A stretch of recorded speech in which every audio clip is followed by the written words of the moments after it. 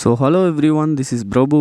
நீங்கள் பார்த்துருக்க channel Tamil deadly rider. So இன்றைக்கி இந்த வீடியோவில் நம்ம எதை பற்றி பார்க்க போகிறோம் அப்படின்னா, பிகினர் ரைடர்ஸ்க்கான பேசிக் டிப்ஸை பற்றி தான் இந்த வீடியோவில் நம்ம பார்க்க போகிறோம். ஸோ அங்கே வீடியோக்குள்ளே போகலாம்.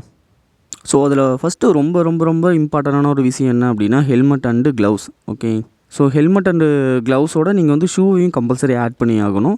ஸோ இப்போது 2000 பட்ஜெட் ஒதுக்குறீங்க அப்படின்னாவே உங்களால் ஒரு நல்ல ஒரு ஹெல்மெட்டையும் உங்களால் ஒரு க்ளவுஸையும் வாங்க முடியும். ஸோ ஹெல்மெட் வந்து இப்போ 1300 அந்த ப்ரைஸ் ரேஞ்சிலேருந்தே உங்களுக்கு பட்ஜெட் செக்மெண்ட்லேயே வந்து நல்ல குவாலிட்டியான ஹெல்மெட்டும் நல்ல டிசைன் வைஸ்டு ஹெல்மெட்டும் நிறையவே கிடைக்கிது. ஸோ க்ளவுஸும் பார்த்தீங்க அப்படின்னா ஒரு 500லேருந்து ஸ்டார்டிங் 350லேருந்து ப்ரோ பைக்கரோட க்ளவுஸ் கிடைக்கிது.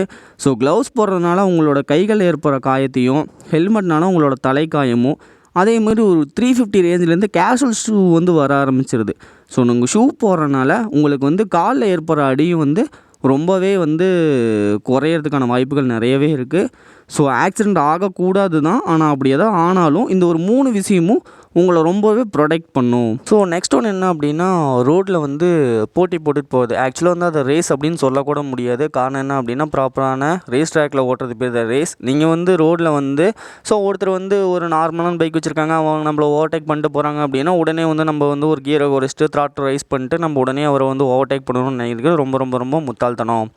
காரணம் என்ன அப்படின்னா, நீங்கள் அந்த மாதிரி பண்ண ஆரம்பிக்கும் போது அவங்களோட மைண்ட் செட்டும் அதேமாதிரி தான் மாற ஆரம்பிக்கும். ஸோ அந்த இடத்துல வந்து பார்த்திங்க அப்படின்னா ஒரு போட்டி உருவாகும். போட்டி உருவாகினாலே உங்களோட ஸ்பீடு ஆட்டோமேட்டிக்காக இன்க்ரீஸ் ஆகும், அவங்களோட பைக் ஸ்பீடு ஆட்டோமேட்டிக்காக இன்க்ரீஸ் ஆகும். இன்கேஸ் வந்து அவங்க வந்து ஒரு லோயர் சிசி பைக் வச்சுருக்காங்க அப்படின்னா, அவங்களோட பைக்கு ஒரு 80 km/h தான் போகும் அப்படின்னா, அந்தளவுக்கே அவங்க வந்து த்ராட்டில் ரைஸ் பண்ண ஆரம்பிச்சிருவாங்க. ஸோ அதனாலேயே அவங்களோட பிரேக்கிங் வந்து சுத்தமாக இல்லாமல் போயிடும். ஸோ எக்ஸாம்பிளுக்கு ஒரு ஸ்ப்ளெண்டர் இருக்குது அப்படின்னா, ஸ்ப்ளெண்டர் அப்படிங்கிறது ஒரு 60ல் போனீங்கன்னா தான் உங்களுக்கு பிரேக்கிங் நல்லாயிருக்கும். இதே உங்களோட அவங்க போட்டி போட்டுட்டு ஒரு 80லேயோ 100லேயோ வந்துட்டு இருக்காங்க அப்படின்னா, சுத்தமாக அவங்க பைக்கில் பிரேக்கே இருக்காது. அதேமாதிரி ஹையர் சிசி பைக்கோட நீங்கள் எப்பயுமே போட்டி போடக்கூடாது. காரணம் என்ன அப்படின்னா, அவங்களோட பைக் வந்து டாப் ஸ்பீடே வந்து பார்த்திங்க அப்படின்னா ஒரு 160 இருக்குது அப்படின்னா, அவங்களோட 100 km/h வரைக்குமே பிரேக்கிங்கை நல்லா பர்ஃபார்ம் கொடுக்கக்கூடிய பைக்காக தான் அது இருக்கும் கண்டிப்பாக. ஸோ அவங்க கூட போட்டி போட்டுட்டு போகிறதும் ரொம்ப தப்பு. ஸோ ரோடில் எப்பயுமே லோயர் சிசி பைக்கோடையும் போட்டி போடக்கூடாது, அதேமாதிரி ஹையர் சிசி பைக்கோடையும் போட்டி போடக்கூடாது. ஸோ இந்த ஒரு விஷயத்தை எப்பயுமே நீங்கள் மைண்டில் வச்சுக்கணும்.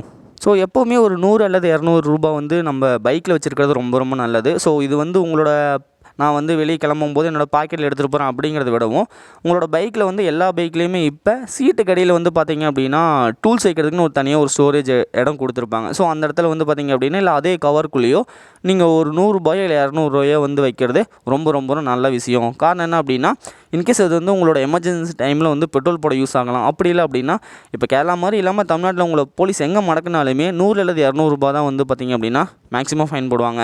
ஸோ இப்படி நீங்கள் வந்து ஃபைன் என்கிட்ட காசு இல்லை அப்படின்னு சொன்னீங்கனாலும் உடனே என்ன பண்ணுவாங்க அப்படின்னா, உங்களுக்கு சலான் வந்து ஆன்லைனில் ஏற்றி விட்ருவாங்க. நீங்கள் என்றைக்கு இருந்தாலும் கட்ட தான் ஆகணும், உங்களுக்கு சிரமம் தான். ஸோ 100 ரூபா 200 ரூபா உங்களோட பைக்கில் வச்சுருக்கிறது எப்போயுமே ரொம்ப ரொம்ப ரொம்ப நல்ல விஷயம். ஸோ கூடவே நீங்கள் இன்சூரன்ஸ் பாலிசி எப்பயுமே நீங்கள் வந்து வச்சுருக்கணும். ஸோ இன்சூரன்ஸ் இல்லாமல் பைக்கை ரைட் பண்ணுறது ரொம்ப ரொம்ப ரொம்ப தவறான ஒரு விஷயம். ஸோ இதை எப்பயுமே மெயின் வச்சுங்க. இது உங்களுக்கும் சரி, உங்களால் பாதிக்கப்பட போகிறவங்களுக்கு சரி ரொம்பவே யூஸ்ஃபுல்லாக இருக்கும். ஸோ அதே மாதிரி பஸ் லாரியெல்லாம் ஓவர்டேக் பண்ணும்போது எப்பயுமே கிட்ட போய் ஓவர்டேக் பண்ணாதீங்க. ஸோ கிட்ட போயிட்டு வந்து நீங்கள் வெளியே வரும்போது ஆப்போசிட்டில் வந்துட்டுருக்க வண்டிக்கு நீங்கள் வந்துட்டுருக்கீங்க, அதாவது நீங்கள் ஓவர்டேக் பண்ண போகிறீங்க அப்படிங்கிறது சுத்தமாக தெரியாது. ஸோ எப்பயுமே ஒரு லாரியோ பஸ்ஸையோ நீங்கள் ஓவர்டேக் பண்ணும்போது எப்பயுமே ஒரு 10 அடிக்கு பின்னாடி இருந்து நீங்கள் வந்து வெளியே வாங்க. ஸோ நீங்கள் வெளியே வந்தீங்க அப்படின்னா, அதாவது அந்த வண்டி விட்டு உங்களுக்கு விசிபிள் வந்து ஆப்போசிட்டில் வர வண்டிக்கு தெரியணும் நீங்கள் வந்துட்டுருக்கீங்க அப்படிங்கிற. ஸோ அந்த மாதிரி கொஞ்சம் வெளியே வந்துட்டீங்க அப்படின்னா, ஆப்போசிட்டில் வந்துட்டுருக்க வண்டிக்கு நீங்கள் வந்து ஓவர்டேக் பண்ண போகிறீங்க அப்படிங்கிறது தெரியும். நீங்கள் வந்து லைட்டை வந்து பாஸ் பண்ணிட்டு உடனே வந்து கேப் இருந்தது அப்படின்னா உங்களால் ஓவர்டேக் பண்ண முடியும். ஸோ எப்பயுமே இந்த ஒரு விஷயத்தை வந்து நீங்கள் ரெகுலராக ஃபாலோ பண்ணுங்கள். கிட்ட போய் எப்பயுமே ஓவர்டேக் பண்ணாதீங்க. கொஞ்சம் தூரம் பின்னாடி இருந்து எப்பயுமே ஓவர்டேக் பண்ணுறதுக்கு முயற்சி பண்ணுங்கள். ஸோ நெக்ஸ்ட் ஒன்று என்ன அப்படின்னா, ஸ்பீடு பிரேக்கில் ஏறி இறங்குறதுக்கு முன்னாடியே நீங்கள் என்ன பண்ணியிருக்கணும் அப்படின்னா, ஸோ இப்போ வந்து நமக்கு ஸ்பீடு பிரேக் வரப்போகுது அப்படின்னு கொஞ்சம் தூரத்துக்கு முன்னாடியே உங்களுக்கு தெரிஞ்சிடும்.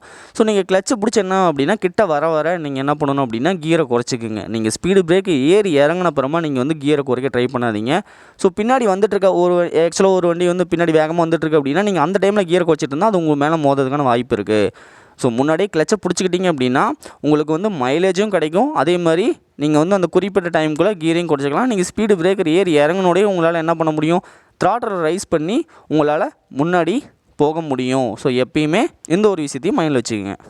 ஸோ இந்தியன் ரோட்ஸில் ஒரு மிகப்பெரிய ஒரு ப்ராப்ளம் அப்படின்னு என்ன அப்படின்னா அனிமல்ஸ் தான்.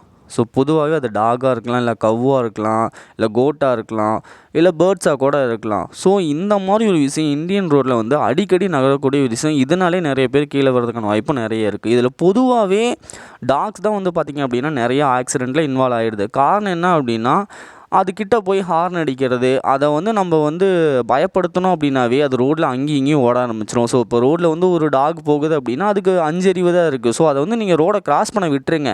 நீங்கள் கிட்ட போய்ட்டு ஹார்ன் அடிக்கிறனாலையோ த்ராட்டை ரைஸ் பண்ணுறனாலையோ உங்களோட பைக் சவுண்ட் அதிகமாகுது. ஸோ உடனே என்ன ஆயிடுது, அந்த டாக் வந்து ரொம்ப ஃபியராக ஃபீல் பண்ண ஆரம்பிச்சிடுது.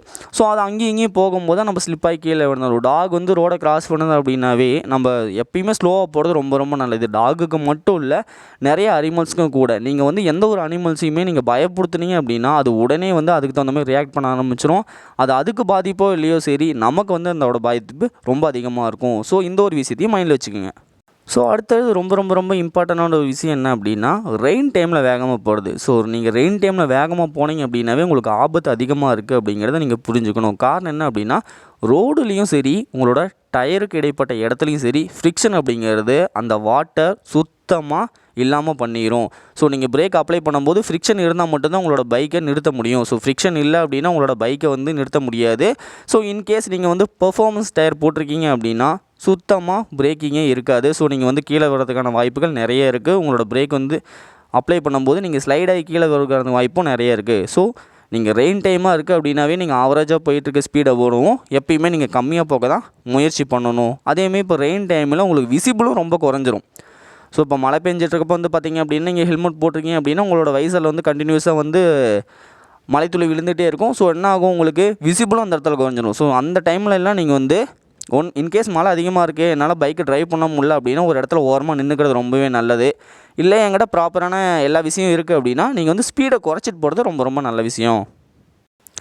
ஸோ அதேமாதிரி தான் நீங்கள் நைட் டைமில் பைக்கை ரைட் பண்ணும்போது உங்களுக்கு எப்படி விசிபிள் கம்மியாக இருக்கோ, ஆப்போசிட்டில் வரவங்களுக்கு அதேமாதிரி விசிபிள் கம்மியாக தான் இருக்கும். ஸோ அந்த டைமில் வந்து நீங்கள் வந்து லைட்டை எப்பயுமே டிம்லேயே வச்சு ஓட்டுங்க. பிரைட்டில் போட்டிங்க அப்படின்னா அவங்களுக்கு ரோடு விசிபிள் சுத்தமாக கிடைக்காது. அதே மாதிரி நீங்கள் டிம்மில் போட்டிருந்தீங்க மட்டும்தான் அவங்களும் டிம்மில் போடுவாங்க. நீங்கள் பிரைட்டில் போட்டிங்க அப்படின்னா அவங்களும் உடனே வந்து லைட் வந்து பிரைட்டுக்கு மாற்றிடுவாங்க. ஸோ உங்களோட ஹெட்லைட்டை விட அவங்களோட ஹெட்லைட் பவர்ஃபுல்லாக இருந்தது அப்படின்னா உங்களுக்கு ரோடு விசிபிள் சுத்தமாக கெட்டு போயிடும். ஸோ எப்பயுமே டிம்லேயே வச்சு ஓட்ட பாருங்கள். நீங்கள் பிரைட் மாற்றினீங்க அப்படின்னாவே இன்கேஸ் அவங்க பிரைட்டில் போட்டிருந்தாலுமே அவங்க டிம் பண்ணிடுவாங்க. ஸோ உங்களுக்கு வந்து ரோடு விசிபிள் நல்லா இருக்கும். முடிஞ்ச அளவுக்கு நைட் டைம்லேயும் ஸ்பீடை வந்து கம்மியாக போகிறத ஃபாலோ பண்ணிக்கோங்க. ஸோ இம்பார்ட்டண்டான ஒரு விஷயம் என்ன அப்படின்னா, மிரர் வந்து உங்களுக்கு ரொம்ப ரொம்ப ரொம்ப யூஸ்ஃபுல்லான ஒன்று. ஆனால் நிறைய பேர் அதை வந்து மதிக்கிறதே கிடையாது. இன்கேஸ் KTM MT-15 இந்த மாதிரி லேட்டஸ்ட்டாக வர பைக்லாம் வச்சுருக்கவங்க என்ன பண்ணுறாங்க அப்படின்னா, விஷயம் லுக்குக்கோசரம் மிரரை கழட்டிடுறீங்க. ஸோ அது ரொம்ப ரொம்ப ரொம்ப தவறான விஷயம். காரணம் என்ன அப்படின்னா, நீங்கள் ஹைவே ரைட் பண்ணும்போது உங்களுக்கு மிரர் எந்த அளவுக்கு முக்கியம் அப்படிங்கிறது நீங்கள் ஒரு டைம் ஓட்டி பார்த்தீங்கன்னா தெரியும். இல்லை யாராவது உங்கள் பின்னாடி வந்து மோதினா தான் தெரியும். நீங்கள் ஓவர்டேக் பண்ணாமல் இப்போ நார்மலான ரோட்டில் கூட நீங்கள் வந்து எல்லாருமே வந்து ஓரளவுக்கான ஸ்பீடில் தான் போயிட்டுருப்பாங்க. நீங்கள் டக்குன்னு இண்டிகேட்டர் போட்டு கூட மேலே, அதாவது நீங்கள் ஓவர்டேக் பண்ணி போயிடலாம்.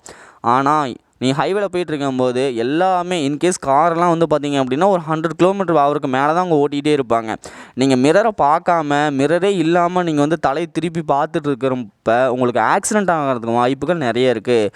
ஸோ எப்பயுமே நீங்கள் மிரரை கழட்டுறதுக்கான இதை குறைச்சிக்குங்க. இன்கேஸ் வந்து R15 RC200 பைக் வச்சுருக்கவங்க என்ன பண்ண முடியும் அப்படின்னா மிரரை ஃபோல்ட் பண்ண முடியும். ஸோ இப்போ வந்து நீங்கள் சிட்டிக்குள்ளே ரைட் பண்ணிங்க அப்படின்னா நீங்கள் மிரரை வந்து ஃபோல்ட் பண்ணி ஓட்டலாம். ஆனால் நீங்கள் ஹைவே ரைட் பண்ணும்போது உங்களுக்கு மிரர் வந்து ரொம்ப ரொம்ப முக்கியமான ஒன்று. ஸோ இந்த ஒரு விஷயத்தையும் மைண்டில் வச்சுக்கோங்க. அதேமாதிரி நீங்கள் ஹைவேல ரைட் பண்ணும்போது எப்பயுமே நீங்கள் ஓவர்டேக் பண்ண போகிறீங்க அப்படின்னா இண்டிகேட்டரை போடுங்க. அதேமாதிரி அந்த வண்டி நீங்கள் ஓவர்டேக் பண்ணிட்டீங்க அப்படின்னா இண்டிகேட்டரை ஆஃப் பண்ண பாருங்கள். ஏன்னா இப்போ வந்துட்டு இருக்க நிறைய வெஹிக்கிள் என்ன அப்படின்னா இண்டிகேட்டரோட சவுண்டு இருக்காது. ஸோ இப்போ நீங்கள் ஸ்ப்ளெண்டர் இந்த மாதிரி பைக்கில் எடுத்துக்கிட்டீங்க அப்படின்னா இண்டிகேட்டர் போட்டால் உங்களுக்கு சவுண்ட் வந்துட்டுருக்கும். ஸோ பிளிங்கர் சவுண்ட் வந்துட்டுருக்கும். ஸோ அதனால் வந்து இண்டிகேட்டர் எரிஞ்சிட்ருக்கு அப்படிங்கிறது உங்களுக்கும் தெரியும். இன்கேஸ் வந்து இந்த மாதிரி லேட்டஸ்ட் பைக் வச்சுருக்கவங்க இண்டிகேட்டர் போட்டோன்னு என்ன அப்படின்னா சுத்தமாக சவுண்டே நமக்கு இருக்காது. ஸோ நம்மளே பார்த்து கவனிச்சா தான். இண்டிகேட்டர் போட்டு நீங்கள் ஓவர்டேக் பண்ண அப்புறமா என்ன பண்ணணும் அப்படின்னா அந்த பைக்கில் ஓவர்டேக் பண்ண அப்புறமா இண்டிகேட்டர் ஆஃப் பண்ண பாருங்கள். ஸோ இந்த ஒரு விஷயத்தை மைண்டில் வச்சுக்கோங்க. ஸோ நெக்ஸ்ட்டு நிறைய பேர் பண்ணுற தப்பு என்ன அப்படின்னா மொபைல் ஃபோன் யூஸ் பண்ணிட்டு மொபைல் ஃபோனில் பேசிக்கிட்டு வந்து பைக்கை ரைட் பண்ணுறாங்க. அதே மாதிரி எங்கேயாவது ஒரு பக்கம் வேடிக்கை பார்த்துக்கிட்டும் பைக்கை ரைட் பண்ணுறாங்க. ஸோ இந்த 2 விஷயத்தினாலையுமே நீங்கள் பாதிக்கப்படுறது இல்லாமல் உங்களுக்கு ஆப்போசிட்டில் வரவங்க பாதிக்கப்படுறதுக்கான நிறைய வாய்ப்புகள் இருக்குது. எப்பயுமே ரோட்டில் போயிட்டுருக்கிறப்ப ஐ எம் ஏ ட்ராவலர், நான் இங்கே வந்து சுற்றி இருக்கிற விஷயத்தை ரசிச்சுக்கிட்டு தான் போவேன் அப்படின்னா நீங்கள் நின்று ரசிச்சுட்டு போங்க. ஸோ நீங்கள் வந்து பைக்கில் ரைட் பண்ணும்போதே நான் வந்து பெராக் பார்த்துட்டு போவேன் அப்படின்னா டெஃபினட்டாக எங்கேயா போய் யார் மேலேயாவது இடிக்கிறதுக்கான வாய்ப்பு இருக்குது, இல்லை நீங்களே கீழே விழுக்கிறதுக்கான வாய்ப்பு கூட நிறைய இருக்குது. ஃபோன் பேசுகிற மாதிரி இருந்தது அப்படின்னா, இல்லை நான் ரைடிங் அப்பயே தான் ஃபோன் பேசணும் அப்படின்னா உங்களோட ஹெல்மெட்லேயே நீங்கள் என்ன பண்ணலாம் அப்படின்னா ப்ளூடூத் மூலிமா கனெக்ட் ஆகிற அந்த ஹெட்ஃபோனை வாங்கி நீங்கள் வந்து ஃபிக்ஸ் பண்ணிக்கலாம். இப்போ வந்து நிறையவே அந்த மார்க்கெட்டில் கிடைக்குது. இல்லை பேசியே தான் ஆகணும் அப்படின்னா நீங்கள் வந்து நின்று பேசிட்டு போகிறதுனால எந்த ஒரு பிரச்சனையுமே இருக்க போகிறது கிடையாது. அடுத்தது நீங்கள் வந்து ஒரு பைக் வச்சுருக்கீங்க, அந்த பைக்கோட டாப் ஸ்பீட் வந்து பார்த்திங்க அப்படின்னா 140 போகும்னு உங்களுக்கு தெரியும். ஸோ எல்லாருமே எந்த பைக் வச்சுருந்தாலும் சரி உங்களோட பைக் வந்து எந்த அளவுக்கு டாப் ஸ்பீட் போகும் அப்படிங்கிறது உங்களுக்கு நல்லாவே தெரியும். ஸோ அதிலிருந்து 50 கிலோமீட்டர் எப்பயுமே கம்மியாக ஓட்டுங்க. அப்போ தான் உங்களோட பைக்கிங்கோட பிரேக்கிங் பெர்ஃபார்மன்ஸ் நல்லாயிருக்கும். இப்போ வந்து நான் R15 வச்சுருக்கேன், என்னோடய பைக் வந்து 140 வந்து டாப் ஸ்பீட் போகும் அப்படின்னா நான் ஒரு 90 வரைக்கும் தான் அதோட பிரேக்கிங் பெர்ஃபார்மன்ஸ் நல்லாயிருக்கும். ஸோ 90க்கு மேலே போயிடுச்சு அப்படின்னா பிரேக் அடிக்காதுன்னு நான் சொல்லலை, அதோட பர்ஃபார்மன்ஸ் ரொம்ப கம்மியாக இருக்கும். உங்களால் இந்த டிஸ்டன்ஸ்குள்ளே நிறுத்த முடியுமா அப்படின்னு கேட்டீங்க அப்படின்னா கண்டிப்பாக நிறுத்த முடியாது. இதுவும் ABS இல்லாத வெஹிக்கிள்ஸ் வந்து நீங்கள் ஓட்டிகிட்டு இருக்கீங்க, R15 V2, R15S, அதே மாதிரி NS 200 இந்த மாதிரி பைக்கெலாம் ABS இல்லாத வெர்ஷன் வந்து நீங்கள் ஓட்டிகிட்டு இருக்கீங்க அப்படின்னா நீங்கள் கண்டிப்பாக வந்து ஸ்பீடை லிமிட்டடில் தான் வச்சுருக்கணும். நீங்கள் வந்து ஒரு ஸ்கிட்டாகி விழுகிறதுக்கான வாய்ப்புகள் நிறைய இருக்குது. ஸோ இந்த ஒரு விஷயத்தை நீங்கள் வந்து மைண்டில் வச்சுக்கோங்க. இன்கேஸ் ஏதாவது ஒரு விஷயத்தை வந்து நான் மிஸ் பண்ணியிருந்தேன் அப்படின்னா நீங்கள் சொல்லுங்கள், அதை டிஸ்கிரிப்ஷனில் கண்டிப்பாக நான் ஆட் பண்ணி விடுறேன். டெய்லியுமே சாலைகளில் நம்ம தவிர்க்க முடியாத நிறைய ஆக்சிடென்ட் நடந்துகிட்டு தான் இருக்குது. அதை விட ஒரு முக்கியமான விஷயம் என்ன அப்படின்னா, பைக் அப்படிங்கிறதுக்கு நமக்கு love, friend, partner, brother, pet, child, நம்ம தனிமையில் இருக்கும்போது ரொம்ப நாள் நமக்கு ஒரு துணையாக இருக்கிறது இந்த பைக் தான். ஸோ அதை நம்ம பாதுகாப்பாக பார்த்துக்க வேண்டியது நம்மளோட கடமை. அது கூடவே நம்மளோட இவ்வளோ விஷயங்கள் இருந்தாலுமே அது பெற்றவங்களோட உழைப்பு அந்த இடத்துல இருக்குது, இல்லை உங்களோட உழைப்பு அந்த இடத்துல இருக்குது. ஸோ அதை பாதுகாப்பாக பார்த்துக்க வேண்டியது நம்மளோட கடமை. ஸோ தேங்க்ஸ் ஃபார் வாட்சிங். see you on next videos. stay tuned with Tamil daily Riders. Like பண்ணுங்கள், ஷேர் பண்ணுங்கள், மறக்காமல் சப்ஸ்கிரைப் பண்ணுங்கள். Thank you. Have a nice day.